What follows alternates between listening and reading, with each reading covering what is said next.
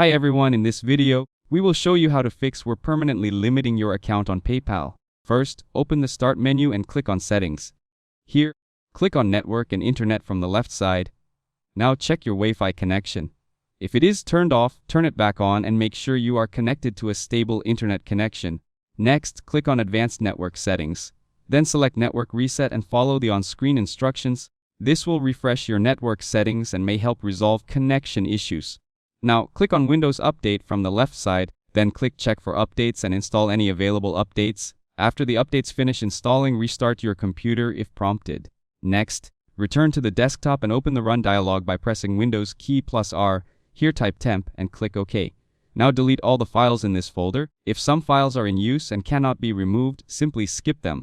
Then open the Run dialog again and type %temp%. Click OK and delete all the files in this folder as well to clear temporary files that may be taking up space. After that, open the Recycle bin. Here click Empty Recycle bin to permanently remove the deleted files. Now open Google Chrome. Click on the three dots in the top right corner and select Settings. From the left side, click Privacy and Security. Then click Delete Browsing Data.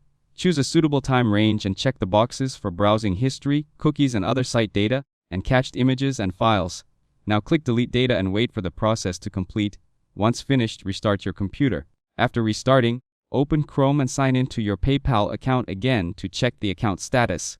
If the message saying we're permanently limiting your account still appears, keep in mind that this type of limitation is usually placed by PayPal for account security, policy, or verification reasons and often requires contacting PayPal support directly for further review. If this video helped you out, don't forget to leave a like and subscribe to the channel.